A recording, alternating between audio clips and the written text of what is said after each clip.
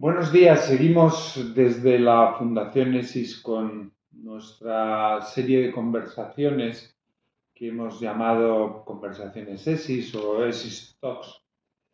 Y hemos hablado en estos ciclos, hemos hablado de la directiva NIS 2 y su entrada en vigor y cuáles son los problemas fundamentales que plantea. Hemos hablado también en un interesantísimo diálogo entre Vicente Moret y Raquel de Jorge sobre el reglamento DORA, que es uno de los grandes hitos de la regulación en materia de ciberseguridad, que tiene una importancia que va a trascender mucho al sector financiero para el que está inicialmente concebido.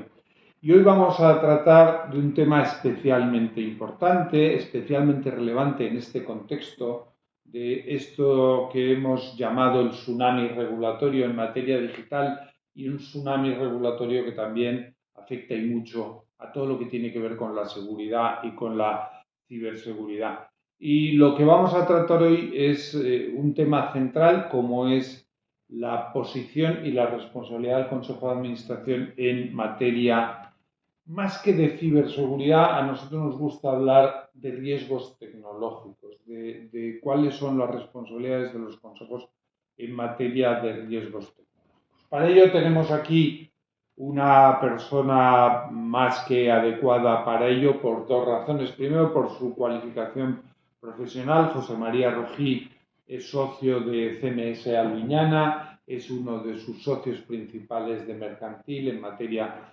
de M&A y de gobierno corporativo, es además el director de la oficina de Barcelona, de su bufete, de su despacho. Pero también porque José María ha sido, junto con la Fundación y junto con un equipo extraordinario de profesionales de su despacho, con quienes hemos realizado un informe que es este informe sobre el reto de la ciberseguridad para las sociedades y los consejos de administración, que hemos publicado entre CMS Alviñana y la Fundación, y que les recomiendo a todos ustedes pues, que lo consulten porque yo creo que es un documento de referencia. José María, pues bienvenido a estas conversaciones, a estos Easy Talks que tenemos el gusto de tenerte aquí con nosotros. La ciberseguridad, la directiva NIS, los consejos de administración, ¿por qué este es un tema tan relevante y por qué los consejos de administración tienen que tener especial atención y tienen que tomarse muy en serio todo lo que tiene que ver con la ciberseguridad? Muchas gracias, Carlos. Muchas gracias por la oportunidad de participar en estos ESI Talks. Para el despacho está siendo un placer colaborar con la Fundación ESIS y debemos además felicitaros por la labor didáctica, pedagógica en la protección de las empresas y en esta materia tan importante como son los riesgos tecnológicos. Ciertamente, nuestra percepción en el asesoramiento continuado a clientes es que los órganos de administración del conjunto de nuestro tejido empresarial no están suficientemente concienciados de la magnitud del problema, de la enorme responsabilidad que para ellos implica y supone y de su deber de actuación. ¿Por qué creemos que es tan importante? Bueno, en primer lugar, porque la digitalización y la conectividad son una realidad cada vez más extendida y extendida de manera transversal. No hay empresa que no esté afectada por la digitalización. Es verdad que no de manera homogénea, no todas ellas sufren o tienen un impacto tecnológico igual de elevado. No todas ellas tienen un nivel de criticidad semejante para sí mismas y para el sistema. Pero la realidad es que todas tienen un componente digital. Si pensamos que gran parte de sus activos, gran parte de sus procesos, la mayoría de sus documentos, los datos que manejan de terceros están digitalizados, si pensamos en el efecto reputacional que puede tener cualquier quiebra en la seguridad, si pensamos en los impactos patrimoniales de la pérdida de secretos empresariales, de la filtración, de la brecha en datos de terceros, si vemos las consecuencias que tiene para la empresa todo lo que tiene que ver con lo digital, todo lo que tiene que ver con el 5G, con que los empleados se puedan conectar, con las plataformas compartidas con clientes y proveedores, con la computación en la nube, con toda esa realidad de enseguida el Internet de las cosas, cuando pensamos en el impacto que tiene para la empresa, el órgano de administración no puede considerarlo un problema operativo. Tiene que ser consciente de que es un problema estratégico, porque está jugando la preservación de sus propios activos, como los aspectos comerciales, se está jugando su responsabilidad frente a terceros, como en las brechas de datos, se está jugando la reputación de la compañía y se está jugando en muchos casos la propia continuidad. Si la continuidad de la empresa puede depender de un riesgo tecnológico, tengo que tener la visión estratégica de estar preparado para hacerle frente.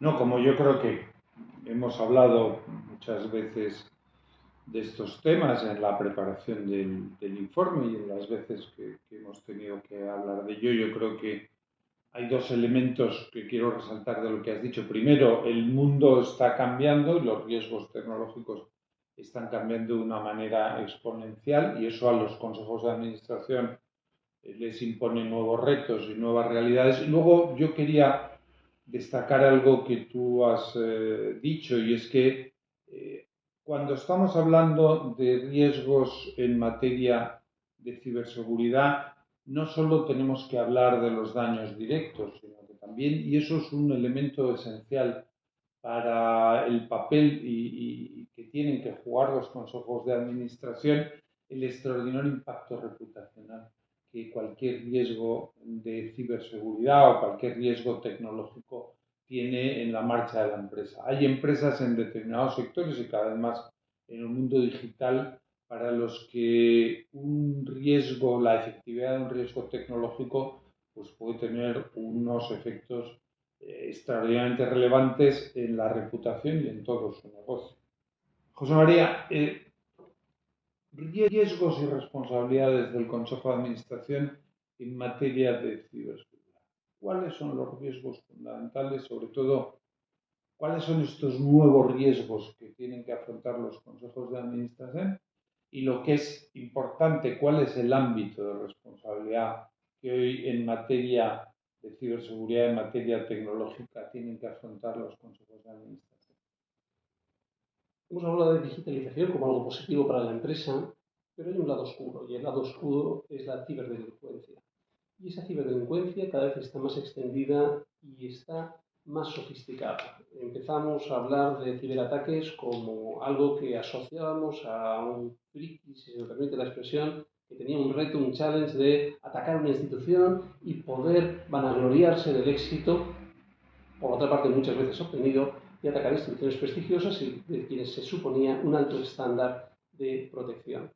De ahí hemos derivado una delincuencia económica que además ha sido exitosa, ha conseguido vulnerar la protección de muchas empresas, de muchas instituciones y obtener lucro a través de ella. Y eso ha generado un efecto dominó en la cual, aprovechando las dificultades de localización del delincuente, ha extendido esa práctica. Por no hablar de la delincuencia de Estado, la ciberdelincuencia de Estado, la importancia en la manipulación de la información a través de los Estados y todos los efectos que eso tiene. Pero centrándonos en lo que es el ámbito propio de la empresa y las amenazas que supone, lo cierto es que la ciberseguridad es una amenaza real, de alta probabilidad y de un impacto tremendo. Frente a esto, el legislador, antes hablabas del legislador comunitario, de las normas NIS, también hemos visto la publicación de DORA, hemos visto durante el último trimestre de 2022 cómo se ha publicado también la normativa de DSA, de DMA, la ciberresiliencia de las entidades críticas, por lo tanto hay todo un paquete normativo. Y hay un elemento común que lo podemos ver en el artículo 20 de la directiva NIS 2, el 5 de DORA, que es residenciar esa responsabilidad en el órgano de administración. Y lo hace precisamente por lo que hemos dicho al principio, porque es una cuestión estratégica. Y si es estratégico, tiene que ser responsabilidad de la administración. Y la administración debe ser consciente de que ese riesgo es real. El informe emitido en septiembre del 2022 sobre la criminalidad en España en el 2021 por el Ministerio del Interior, algunos datos son espeluznantes. Habla de que en la totalidad de delitos el 15,7% ya son delitos cibernéticos. Eso pensamos en la oleada de tipos delictivos y de la extensión del crimen, incluyendo el crimen menor, en España, pues da una idea del tamaño del problema, ¿no? Se habla de más de 300.000 hechos delictivos comunicados dentro de un año y que han dado lugar a casi 14.000 detenciones. Por tanto, estamos hablando de un problema real y cierto. ¿Cuál es la responsabilidad de la administración? Primero, una responsabilidad de cumplimiento normativo. Estas normas, como decía, mis dos habéis hablado de ello y habéis explicado cómo los anexos 1 y 2 extienden el ámbito subjetivo de sujeción a la normativa de desarrollo, de transposición, que tenemos que ver en los próximos meses, pero en 2024 ya tendrá que estar en respuesta y, por lo tanto, en vigor. Ha extendido el ámbito y, por lo tanto, va a ser cada vez mayor el número de empresas que tengan una obligación de cumplimiento normativo, obligación que además habrá que revisitar constantemente. Más allá del cumplimiento normativo, a mí me gusta hablar de una dimensión contractual que estamos viviendo ya. ¿Por qué? Porque otra característica tanto de DORA como de NIS2, como de la resiliencia de las entidades críticas, como en otro ámbito de la Directiva de Licencia de Vida en materia de sostenibilidad, es la extensión de las obligaciones del sujeto destinatario de la norma a sus proveedores, a su cadena de valor. Y tiene toda la lógica. ¿Qué utilidad tiene que yo sea eficaz protegiendo mis activos digitales o no digitales cuando los tengo integrados en mi organización, si cuando salen de ella o cuando otros se conectan a mi sistema o cuando otros me prestan servicios no tienen el mismo nivel de protección y eficacia? Por lo tanto, ¿eso a qué lleva? Lleva a que, aun cuando no estemos directamente obligados por una norma, vamos a tener una derivada por cumplimiento de disposiciones contractuales que nos van a imponer un estándar de diligencia equiparable a sujetos sometidos a la norma en gran medida. Por supuesto, no en un 100%. Pero más allá de eso, tenemos un principio general de derecho de sociedades, el artículo 225.2 para el conjunto de las sociedades, para todas, y el 529 del 1b respecto a las sociedades cotizadas, en cuanto a una manifestación específica del deber de diligencia, que es el deber de controlar los riesgos. Y si hemos dicho que esto es un riesgo crítico con un impacto relevante y que reside en el Consejo de Administración, lógicamente constituye una responsabilidad indelegable. Y siendo tal responsabilidad, pues aplicará todo el régimen de responsabilidad conocido del artículo 236 de las sociedades de capital, o el régimen que reconoce el Supremo, donde normalmente el elemento más difícil de probar es el daño, y en cambio, cuando tengamos un accidente tecnológico, el daño puede ser de una magnitud tremenda y por tanto responsabilidad patrimonial muy elevada, pero no acaba ahí. La responsabilidad en los supuestos más graves, en las omisiones más notables y ante determinadas actuaciones puede alcanzar incluso a responsabilidad penal. Por lo tanto, la responsabilidad de la administración es crítica, es muy elevada y se puede manifestar en el ámbito mercantil por el daño causado a la sociedad, en el ámbito penal, o ya sea por delitos cometidos por la propia sociedad, ya sea por los del propio administrador, y luego hay una responsabilidad, por supuesto, de la sociedad de carácter administrativo por las sanciones que se van a imponer por determinadas brechas, desde luego en materia de protección de datos y cuando se transpongan las directivas y el reglamento, cuando se aplique el reglamento y se transponga la directiva a la que hemos hecho referencia, por directa sanción. Y cuando esas sanciones sean consecuencia de una omisión, una actuación en responsabilidad del administrador, la sociedad tiene una capacidad de repetición contra el administrador que ha causado ese daño por esa omisión. Por lo tanto, estamos hablando de una responsabilidad muy relevante, para lo cual los administradores no pueden inhibirse, no pueden decir esto que Haití me dé una tranquilidad, tienen que involucrarse e implicarse, esa es la visión que tenemos de la responsabilidad. Sí, nosotros cuando hablamos con los consejos de administración de estos temas, que desde la Fundación lo hacemos mucho, siempre empezamos diciéndoles, traemos malas noticias. El riesgo es exponencialmente mayor que hace unos años, pero la responsabilidad sigue siendo la misma y, por tanto, la posición de los administradores, yo creo que en materia de riesgos tecnológicos es especialmente delicada porque se mueven en una realidad que cambia de una manera vertiginosa, ¿no? El cambio, esa convergencia entre los sistemas IT y los sistemas OT, pues y la conectividad ha incrementado exponencialmente el riesgo que tienen que afrontar las empresas. Lo has citado tú, la sofisticación de los ataques informáticos con unos delincuentes cibernéticos que sorprenden e impresionan por el grado de sofisticación, no solo tecnológica que tienen.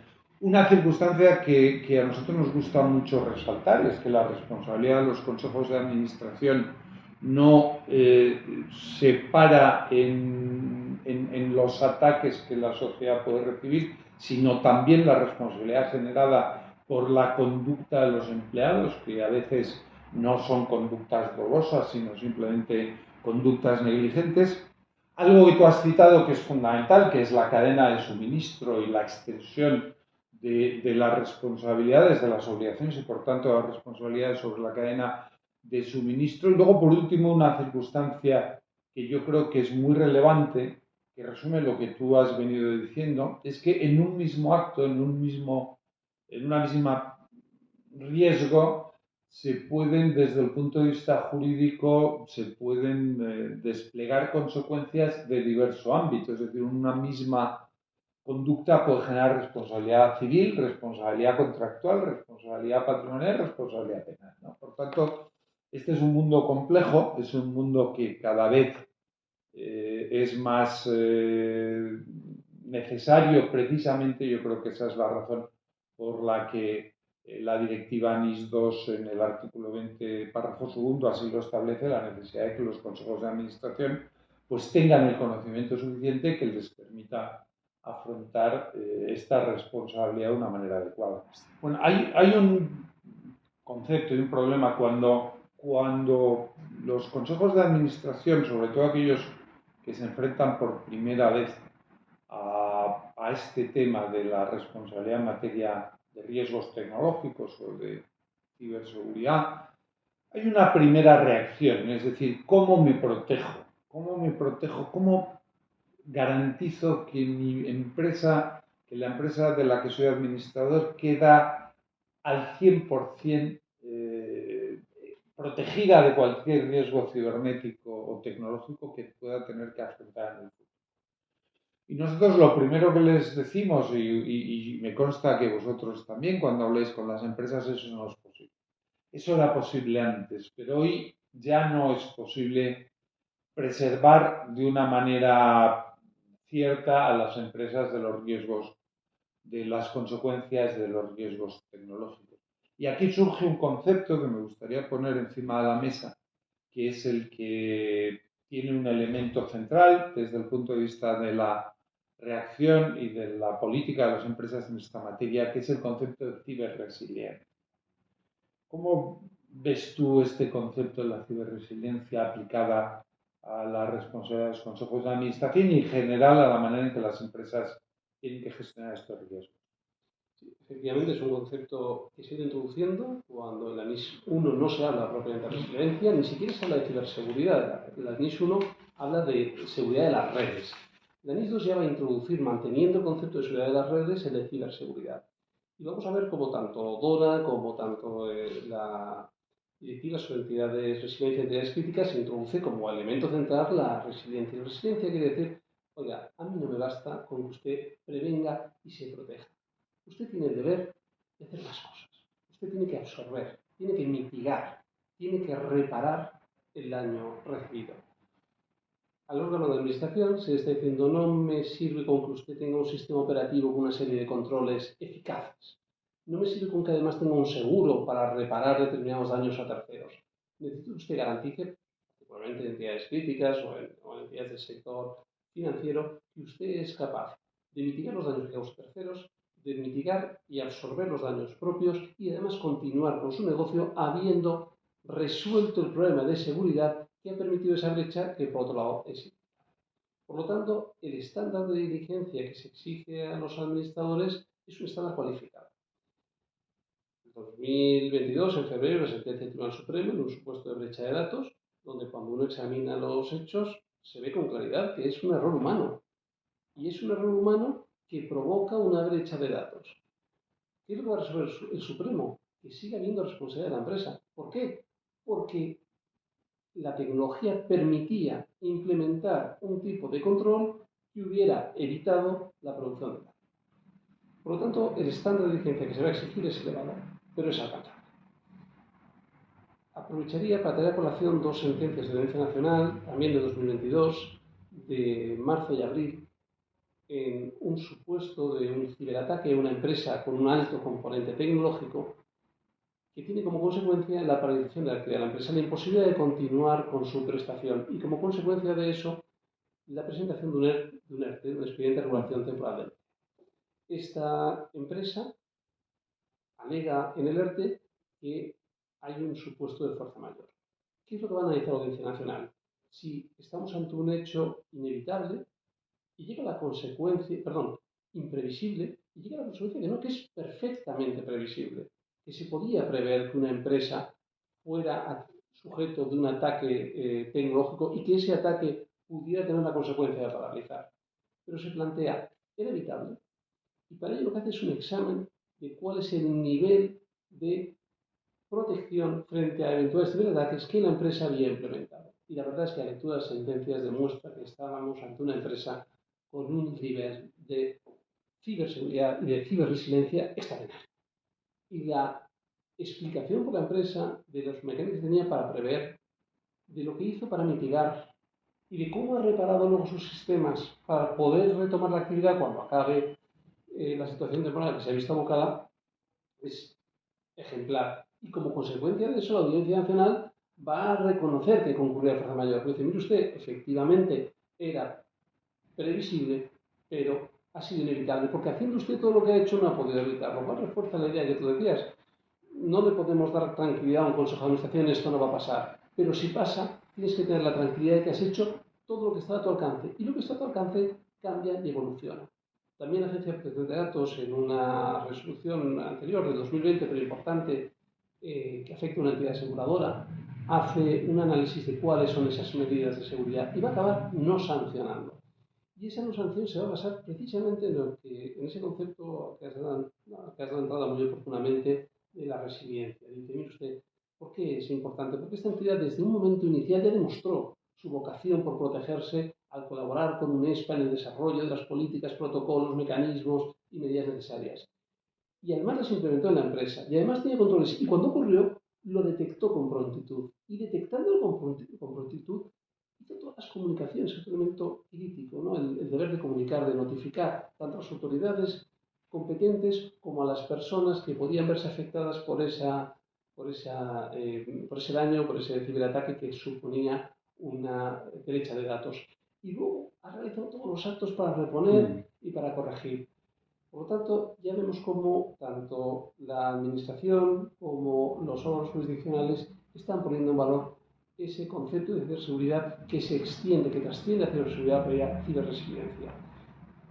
En consecuencia, para el órgano de Administración es crítico tener esa visión de que esto no va de solo de defenderse, sino va de absorber, mitigar y reparar.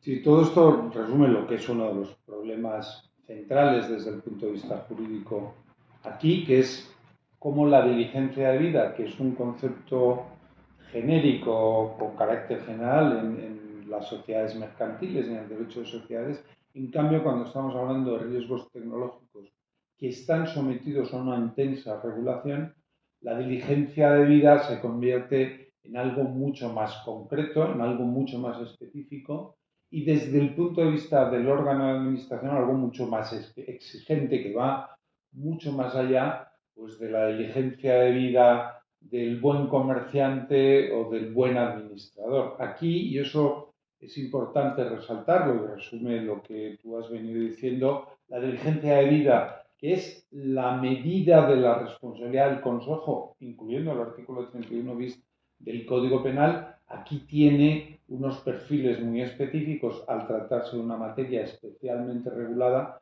y, por tanto, eso es lo que justifica que los consejos de administración tengan que prestar una especial atención y justifica que la directiva NIS2, como ya hemos dicho varias veces, pues imponga esto, que es una obligación y cada vez va a ser más exigente como obligación a los consejos de administración y también quiero resaltarlo a la alta dirección de las empresas.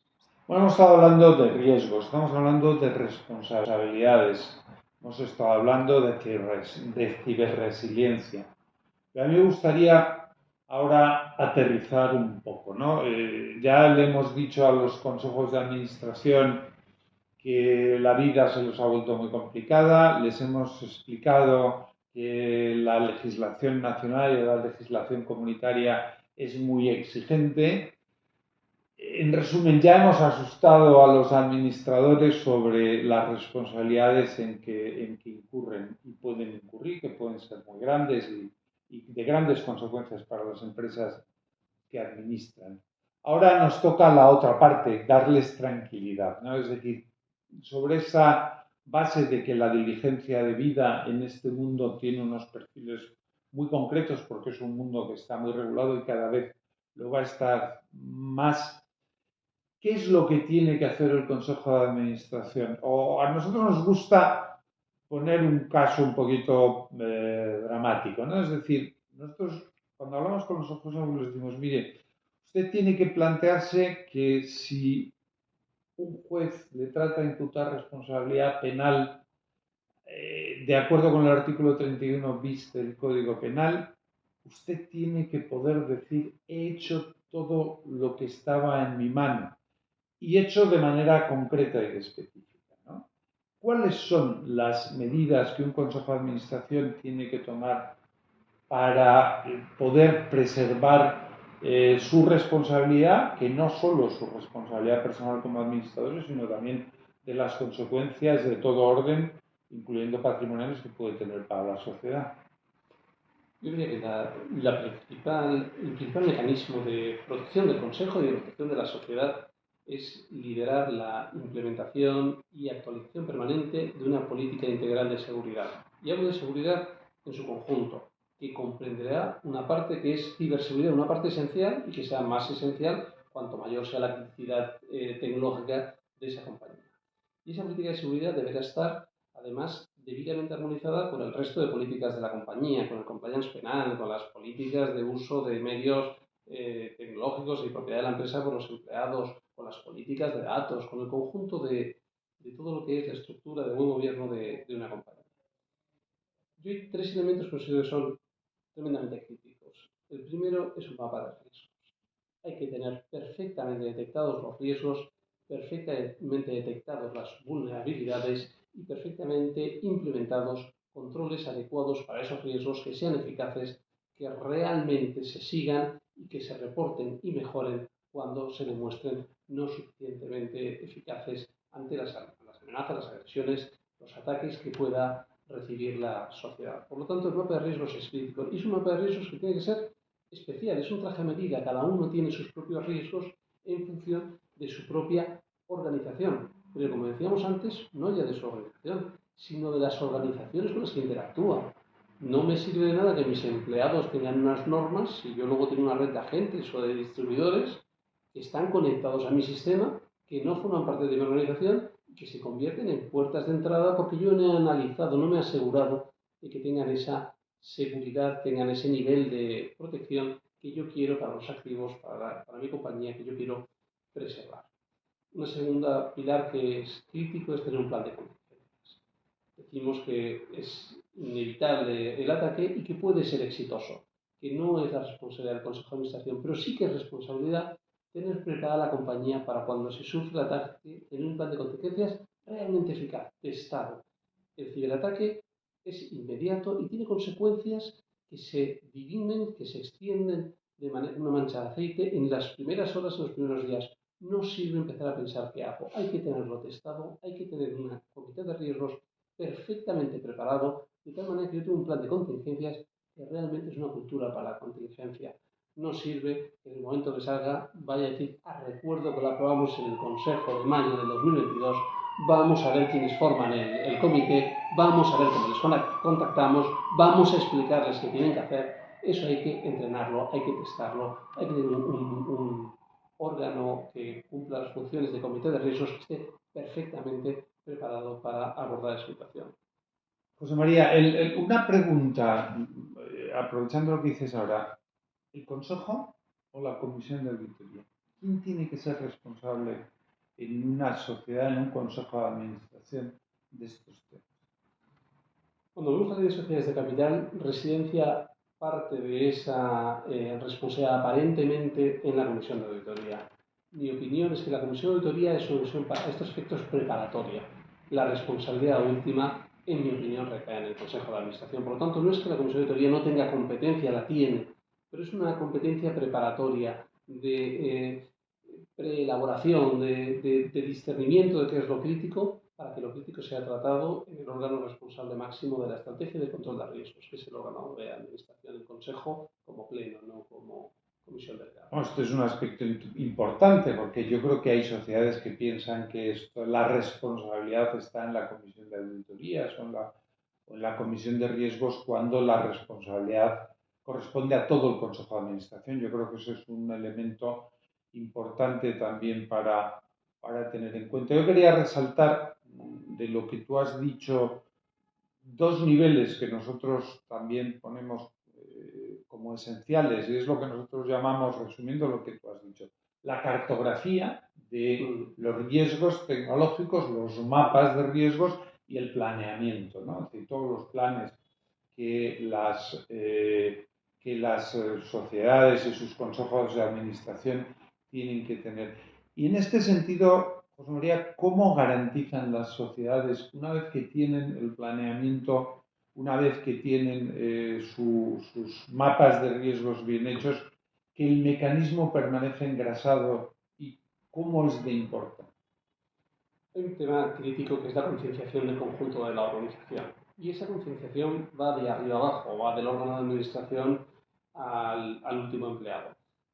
El último empleado normalmente también tiene las llaves de la seguridad, porque a diferencia de lo que ocurre con la planta, donde las llaves las tienen 4 personas con responsabilidad, casi todos los empleados están conectados con un device o con otro. Por lo tanto, hay un elemento primero de concienciación general y eso incluye tomar medidas que a veces no son cómodas, hacer auditorías internas, hacer campañas de phishing controlado donde tú estés cuál es el nivel real de los empleados de involucración, concienciación y preparación para responder a un ataque. Es sorprendente en organizaciones formadas por profesionales competentes, preparados y que uno pensaría que están capacitados para no caer en determinadas trampas, como haces una campaña interna debidamente construida y te dan las claves de acceso, te dan información confidencial y si tienes una foto de su mujer igual te la envían, no lo hemos intentado, pero seguro que en algún caso la enviarían, ¿no? Por lo tanto, hay un plano de concienciación general y de formación. Hay un plano de implicación, lógicamente, de la dirección, de poner entre sus objetivos y las exigencias que actualicen esos planes. Y hay un elemento de comunicación. Hay que asegurar 4 planos de comunicación, en mi opinión. Primero es un adecuado reporte de cuál ha sido el track de incidentes, porque cuando hablas con las compañías tienen incidentes a diario, incidentes y cómo han respondido los controles que existen, qué ideas hay nuevas. Hay dentro de ese mismo plano de comunicación, cada vez que se implementa una herramienta nueva, tiene que estar la organización concienciada que hay que pasarla por el filtro de la ciberseguridad. Es que ahora hemos descubierto que tenemos una aplicación que compartida con clientes les permite acceso inmediato a nuestra plataforma de compras de tal manera, alguien tiene que levantar la mano y decir, y eso es seguro, eso pone en riesgo nuestros sistemas. Hay un segundo plano de comunicación, pues teniendo un poco de la pregunta que es la comunicación a las autoridades. Hay que estar concienciado de que determinados ataques imponen una exigencia legal de comunicar a agencias, ya sea de seguridad, ya sea de datos, ya sea de otra naturaleza, ese ataque. Hay un tercer deber de comunicación que tiene que ver con las personas afectadas por el ataque con el fin de mitigar el daño que puedan sufrir. Y hay un cuarto deber de comunicación que es reputacional, que además solo puede estar en el Consejo. Y esa responsabilidad última en el Consejo de esos planes va muy vinculada también a una realidad, que es que muchas veces los equipos directivos no tienen la sensibilidad adecuada. ¿Por qué? Porque todas estas medidas al final exigen recursos económicos, humanos, foco, dedicación personal de los directivos, sin que tengan necesariamente un impacto, por lo menos a corto plazo, en la cuenta de resultados. ¿Y eso por qué? Porque es una cuestión estratégica. Y precisamente porque es estratégica, tiene que decirlo con la administración. Cuando en un despacho de abogados como el nuestro, tú dices a todos tus abogados que tienen que estar 24 horas al día conectados, 7 días por semana, que si están de vacaciones con la familia en el Caribe, si es que alguno tiene tiempo de ir, pues tiene que contestar a un cliente y mandar un documento. Y después le dices, oye, que sepas que no puedes hacerlo con tu ordenador personal, que no puedes ir con un USB, que sepas que no puedes conectarte a la wifi del hotel en el que estás, no es una wifi que nos dé tranquilidad ni garantías, que no puedes utilizar tu correo electrónico, y le pones todas esas limitaciones a la vez que le exiges, claro, como gestor de equipos, como directivo, cuando además él me dice, bueno, pues entonces necesitaré otro ordenador, o necesitaré otro, necesitaré un VPN mejor, y te supone un coste. Esas decisiones son muy difíciles de tomar desde la dirección si el Consejo de Administración no tiene una involucración decidida, es decir, o hacemos esto, o la empresa está en peligro y mi responsabilidad está directamente afectada por lo que yo no haga en esta materia. Sí, en resumen, yo creo que son dos ideas, ¿no? Concienciación, cultura y una cosa muy importante que tanto en las empresas grandes como pequeñas tiene una gran trascendencia, que es disciplina. ¿Eh? A veces cuesta y mucho más en las empresas medianas o pequeñas que en las grandes, pero también en las grandes que hay una disciplina de seguridad y es importantísimo porque de cualquier fallo en el cumplimiento de las normas en materia de seguridad, al fin y a la postre la responsabilidad corresponde acaba terminando en la mesa del Consejo de Administración. Bueno, ya estamos acabando nuestro tiempo y yo quiero recordar otra vez el informe que la Fundación y CMS Alviñana hemos hecho sobre el reto de la ciberseguridad para las sociedades y sus consejos de administración, que yo creo que es un documento de referencia. Basándonos en el documento y en la elaboración, ¿podrías darnos 7 ideas o 7 recomendaciones básicas para las empresas en materia de ciberseguridad?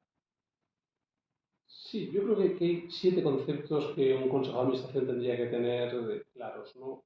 Son digitalización, ciberamenazas, resiliencia, responsabilidad, estándar de diligencia, planificación y concienciación. Empezando por el primero y de alguna manera resumiendo lo que hemos ido hablando, lo digital es crítico en todas las empresas. Y por lo tanto, el consejo tiene que cobrar conciencia del carácter estratégico de todo lo digital. Como segunda idea, si lo digital es crítico, las ciberamenazas, los riesgos tecnológicos son absolutamente críticos y son de alta probabilidad y de altísimo impacto por el daño reputacional, por la puesta en riesgo de bienes de terceros que nos van a poder reclamar a la compañía y a los administradores, por la preservación de los propios bienes de la empresa y por la continuidad de la empresa. El cuarto es responsabilidad. Existe ese deber de resiliencia y de tener capacidad para responder ante un ataque, como decíamos antes, absorbiendo, mitigando o reponiendo la situación sufrida, y eso lleva a un régimen de responsabilidad que, como bien has indicado, pues tiene distintos planos que además se pueden superponer y en consecuencia verse atacada la sociedad y sus administradores por flancos de distinta naturaleza, llegando incluso en los casos más graves a la materia penal. La quinta es que el estándar de diligencia es elevado, es muy exigente y es, como bien has dicho, es un blanco móvil y por lo tanto con cumplir en un momento no me sirve. Tengo que estar seguro de que el órgano de administración y toda la organización está preparada para ir asumiendo los nuevos retos y para ir adaptando su propia evolución como empresa, su propia evolución de sus herramientas, sus dispositivos y sus activos a la seguridad, tecnología de seguridad de los mismos. El sexto, decía, es planificaciones. Todo esto tiene que ver con la implementación, como decías de manera muy gráfica, ¿no? De la cartográfica, de la de planeamiento, incluir los planes de seguridad, los planes de contingencia, los planes de continuidad de negocio, integrarlos todos ellos y asegurar que son planes reales, eficaces, testados y que responden en cada momento a las necesidades de la empresa. Y la séptima es concienciación, que seguramente es otra manera más suave de hablar de ese concepto tan necesario que has hecho mención, que es la disciplina. La concienciación tiene que ver con la disciplina y hacer que cada elemento de la empresa sea capaz de ver en su actividad cotidiana qué riesgos puede haber. Yo todavía me sorprendo en consejos de administración que haya consejeros que reciben un correo con información sensible en su dirección de correo personal, lo descargan en su ordenador, lo miran desde su ordenador, un ordenador que está abierto en casa, un ordenador que se llevan de viaje y no guardan la caja fuerte del hotel, y nadie pregunta, oye, ¿estamos seguros de que nuestra información está protegida? Porque yo, administrador, sé que la que recibo no lo está y temo por mi responsabilidad. Esa es la pregunta que tiene que hacerse un administrador. ¿Está la seguridad de los bienes de la compañía suficientemente protegida y, por lo tanto, mi responsabilidad está suficientemente controlada o no? magnífico resumen y magníficas recomendaciones. Yo creo que en estas 7 ideas o recomendaciones has resumido muy bien cuáles son los retos fundamentales en materia de ciberseguridad para los consejos, que es lo que después de la aprobación de la directiva NIS 2, con este importantísimo artículo 20, párrafo segundo, queríamos resaltar aquí, y confirma lo que yo decía al principio, y es que eras una persona muy adecuada para tener esta conversación que nos permita dar esta visión de cuáles son los retos de los consejos de administración en materia de ciberseguridad. Y yo destacaría mucho estas 7 ideas o recomendaciones que creo que resumen maravillosamente bien todo lo que hemos venido hablando. Y no resta más que darte las gracias por haber estado aquí, por todo lo que nos han dicho, y yo creo que ha sido una conversación que espero que sea muy provechosa para quien tenga la generosidad de vernos en vivo. Pues Muchas gracias. muchas gracias Carlos, muchas gracias a Fundación ESIS, en mi nombre y en el despacho de CEMIS Alviñana Soy de Lezo. Es un privilegio poder compartir con vosotros pues, criterios, experiencias y ayudar a generar esta cultura de la seguridad que creo que es crítica para la preservación de las empresas y la responsabilidad, la mitigación de la responsabilidad de los administradores. Muy bien, pues muchas gracias de nuevo y aquí terminamos nuestra conversación.